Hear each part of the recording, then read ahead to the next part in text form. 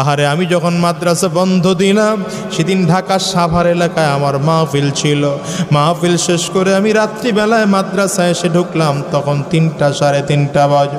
মাদ্রাসায় ঢুকে দেখি সব বাচ্চারা চলে গেছে, ছোট্ট একটা বাচ্চা আমার মাদ্রাসার বাবুর্চির সাথে ঘুমায়। বাবুর্চিরে ডাক দিয়ে উঠাইলাম, কিরে বেটা এই বাচ্চাটা বাড়িতে যায় নাই কেন? বাবুর্চি আবার দিকে তাকায় কান্না করে আর বলে, হুজুর আমি জানি না, আপনি ওরে ঘুম থেকে উঠে জিজ্ঞাসা কর।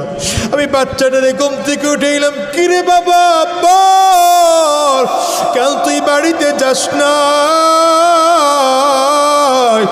বাচ্চাটা আমার দিকে তাকায় ফেল ফেল করে কাঁদে আর বলে, হুজুর আমি কই যাব হুজুর, আমার তো বাবা না,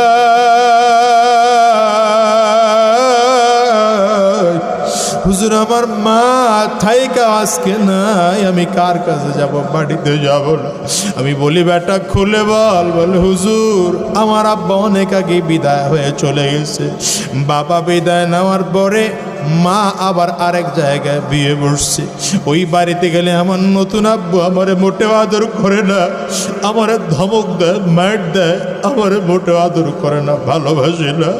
আমি কিছু খাইতে চাইলে খাইতেও দেয় না। হুজুর আমি আর বাড়িতে যাব না, বাড়িতে যাব না।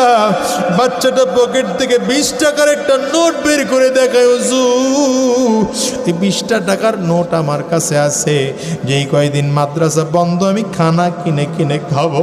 আমার বড় মায়া লাগলো, বাচ্চাটারে উঠাইয়া কোলের মধ্যে নিলাম, বললাম বাবারে কে বলছে তোর বাবা নাই? এটা আমার দিকে তাকাইয়া দেখ আমি তোর বাবা।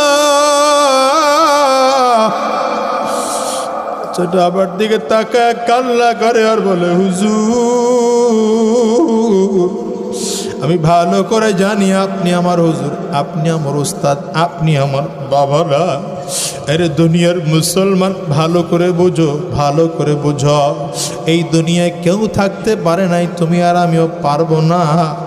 মুসলমান যত আছে হিসাব মিলাও দুনিয়ার সব কিছু আহারে ছেড়ে একদিন দুনিয়ার থেকে বিদায় নিয়ে চলে যাওয়া লাগবে। খেয়াল করে দেখো, পিছন দিকে তাকায় দেখো, তুমি আর আমার বাবা অনেকে বিদায় হয়ে গেছে। কত মানুষের এই মজলিসে বাবা নাই, কত মানুষের মা নাই, আছে না নাই? চিল্লায় চিল্লায় জোরে বলেন। কত মানুষ আছে বাবা হারা, কত মানুষ আছে মা হারা। রে যুবক আজকের এই মাহফিলটার মধ্যে এমন মানুষ আছেন না নাই? চিল্লায় বল। আমিও তো একজন মাহারা মানুষ, আমি প্রায় বলি, আজকেও বলি রে